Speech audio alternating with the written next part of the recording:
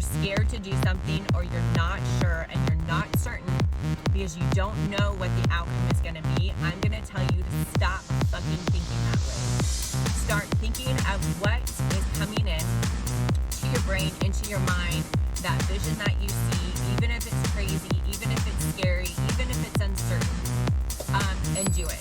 Just full throttle, go through it, do it, manifest that shit. Don't look back and keep on going.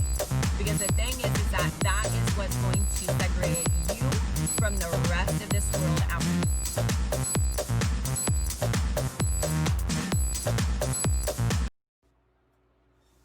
Hey guys, it's Jen. So I am going to be doing my podcast today, and I figured with doing my podcast, I'm going to hop on and do a live video on top of it and talk about a couple things that I wanted to go over. So I'm going to go ahead and start my podcast and then tune in, and we'll go from there.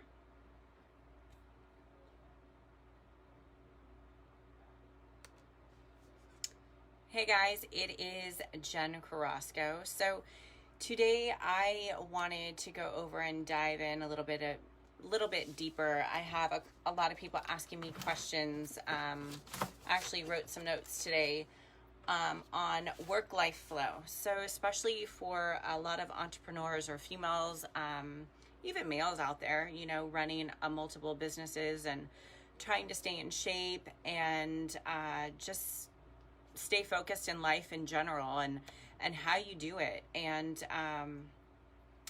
as an entrepreneur in creating a work-life balance, which I honestly want to tell you that it's really a crock of shit. There's no work-life balance out there.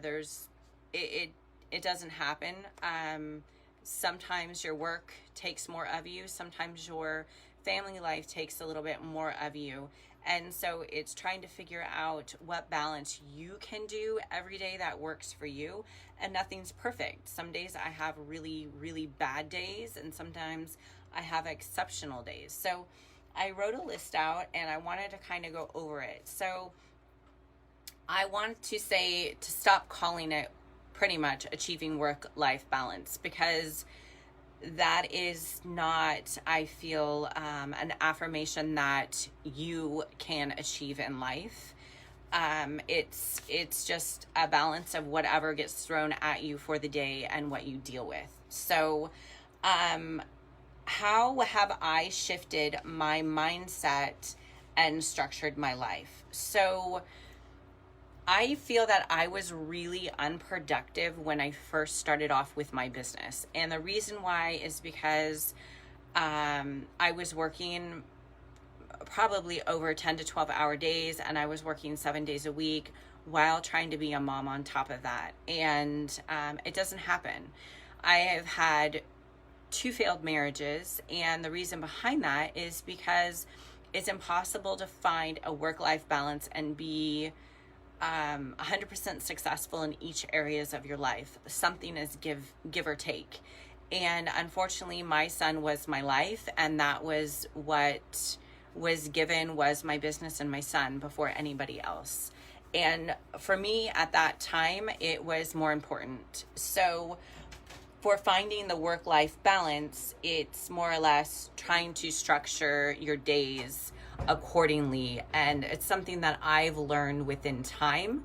And, I've been in business now for 21 years. So it's taken me that long to actually figure that out. So I'll go over a little bit later about how I structure it all going forward. But you really want to think of what is your master plan for the year. So it's not like a New Year's resolution where you're sitting down on January and you're figuring out your whole year and what you want to achieve.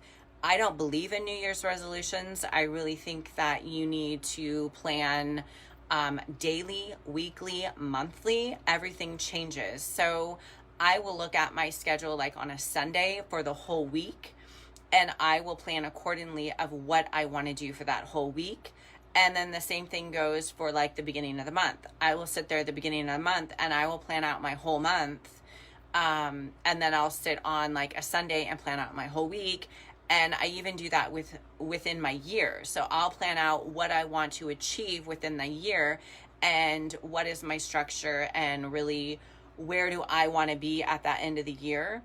And then every morning when I wake up, I actually will analyze my day a little bit more and go into detail of what needs to be done through the day, because it's really impossible. I mean, with social media now, with running businesses, running kids, trying to do everything, there's no balance. It's really about finding how you can categorize it in your day, I guess, as balance as you want to say, but there's no 100% work-life balance. It doesn't happen. So every day I really sit down and I count for my day in the morning time. The nighttime before I go to bed, I will actually write down 5 things that I want to achieve for the following day. And then that way I don't, because I run like a school of a list on my phone of whenever I remember something, I jot it down on my notes. Okay, this needs to be done. This needs to be done so I don't forget. But what I do is the night before, I really write down the 5 things that I feel are beneficial that need to be done that day. And then they're done. They're crossed off my list and I don't have to worry about them. And then that allows me to either A, have some more family time, have some more time within me, or get another obstacle down that I want to achieve on top of that. So I don't overfill my day with mandatory all these things to do. I set 5 things, and when those 5 things are accomplished, I can choose, hey, I'm going to go for a run now, or I'm going to go do this that I wanted to do, or, you know, whatever the thing is that you want to achieve, then you go ahead and do that. So that is what I do. I feel like then I don't get overwhelmed of things that I constantly have to try to achieve in one day. The next thing is I feel a lot of people say, oh, as an entrepreneur, and actually I think the COVID thing really knocked this out of the park for people that think entrepreneur life is just this fabulous life with, you know, cars and bitches or whatever else you want to think of. But, you know, entrepreneur life is hard to a point. You're not a success overnight. It's something that you work hard and you strive for. And so, you know, for instance, you take the electrical side of my business right now. We barely made ends meet for a while. I mean, just trying to cover payroll, going into debt to pay for payroll. People don't understand all of that. They don't understand the sleepless nights or the worrying behind closed doors, or they don't see all of that. They only see the people that succeed and what they have afterwards. Well, there's a time period that you have to go through to get to that point. And for the electrical side, it's really taken us about 1.5 years to get to a point to where, you know, we're actually on payroll, paying ourselves a payroll. And people don't understand that. And that's the same thing with the skincare side, is that, you know, yeah, I took a business over at a younger age, but I still had to maintain that. I still have to build that. And then now opening up my skincare products, you know, I'm not making money right now. I'm spending money. I'm working from my other businesses to put into my new business to get the word out there of how amazing these products are and how much, you know, I have education and love and ingredients and nutrition. And so it's not easy. And people think even when you start to get money and you start to work and your business starts thriving, it's never easy. It's a constant battle, and it's a constant working on the business to get it to certain levels. And it's about reading and educating. If it wasn't for books and educating myself, I probably wouldn't be where I am right now. I'd probably be working for another company. So it's not that you get a lot of freedom. I like it because I do get the freedom, like raising my son. I could go to baseball games, or I could pick him up and I could do those things. But people don't understand that you're actually working Saturday, Sunday nights. You know, there's times that I had to take my son into the clinic with me, and he had to sit there in my office while I worked, you know, a whole day on a Sunday. So there's a lot more to owning a business than just, seeing somebody drive a Mercedes or a luxury car or have a nice house. So also I wanted to go to identify the things that truly mean something to you.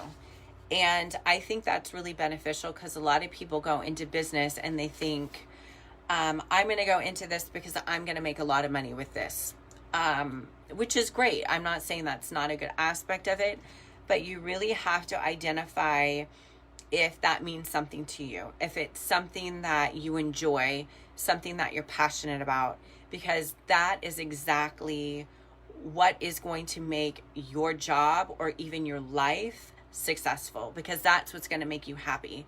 And a lot of people think, well, money is going to make me happy when I get money, when I start these businesses. Well, to me, that's not true. Educating clients, for instance, I had a great friend on the phone today asking me questions, and we dove in deep more on her nutrition than her skincare. And it's because I'm helping her to educate herself, and that makes me happy.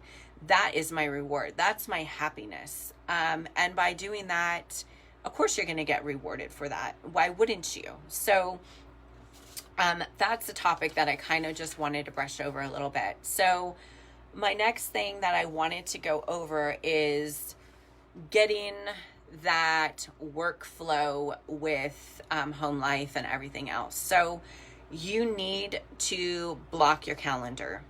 So when I say that, I look at my year forecast. So say it's December and I'm looking into January. When I look into my year forecast, I look at what each month I want to do, what I want to bring in, but I also look at my goals of what do I want to achieve. For instance, like I'm a pro figure competitor. What goals do I want to do this year for my fitness goals? What goals do I want to have for my son and my relationship for the year, because he's older, he's going to be 21 this year.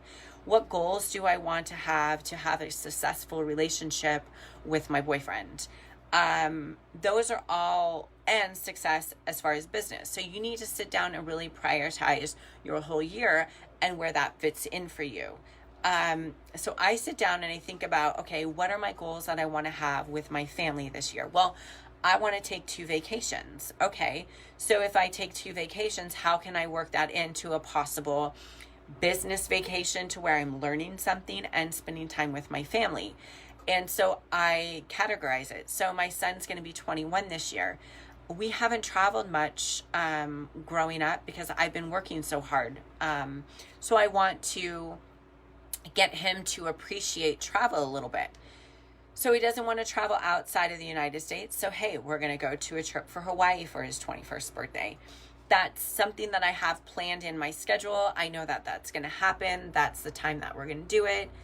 And then I plan out my year for my boyfriend. So it's nice because we're both workaholics. We really want to work. We want to achieve goals. We have dreams. And so on Sundays is our day. So we both understand that we want to work hard through the week. And so Sunday is our day together. And that's when we do our grocery shopping, we spend time together, we work out, we do all of that. So I know for the year going forward, Sundays, I do not book myself. Then what I do weekly, first off, I do it monthly and then I do it weekly. But I segregate, like on Mondays, I take Thursday and Fridays off. And that is, Thursday is my day to get my podcast done. It's a day to get a lot of my social media done for the whole week, work on the electrical company, work on our finances. And then Friday is the same thing for me. So I have Thursday and Friday to do that. And like today, I got a bunch of things done. I got our life insurance done. I got this done and that done. So that's my list that I have the day prior of what I want to get done. And I have it booked out. So that is what I do. I'm not saying you have to do it, but it's definitely something that really helps. And I think it's nice to hear how other people strategize their life. Now, it's over there, but I have a schedule on my laptop, and that is with my work schedule. Then I also carry a calendar book that I write in as well on top of that. So then that way it helps me with each category in my life of what's going on. So I'm balanced, so-called balanced for all of it.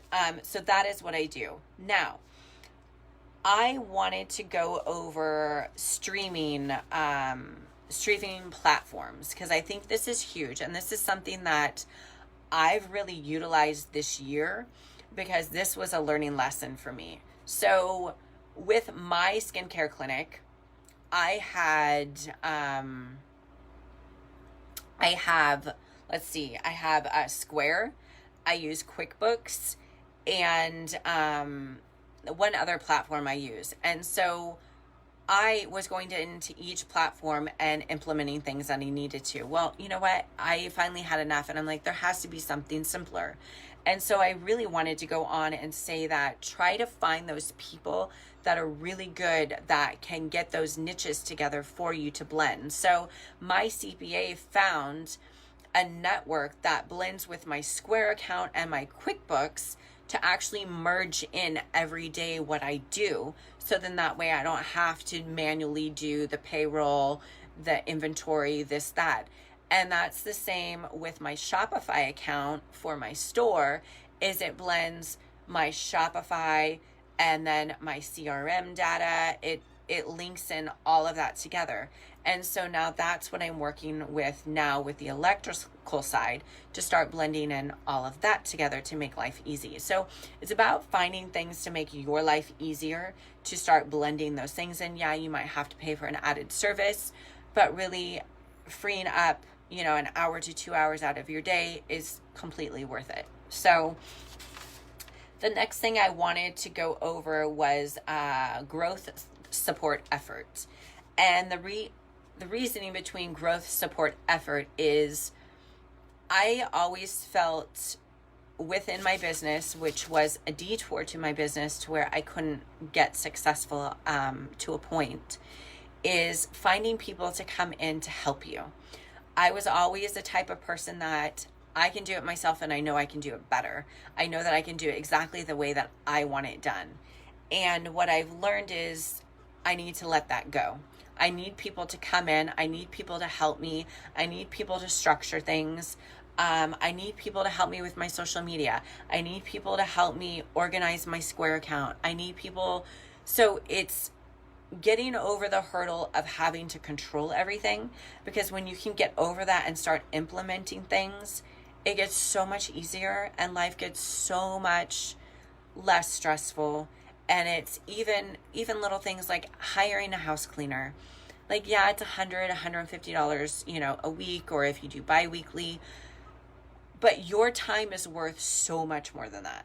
So I would rather pay somebody to do that, to know that I can go and enjoy time with my family, or I can do some things for my office. So those are the things that I really wanted to go over.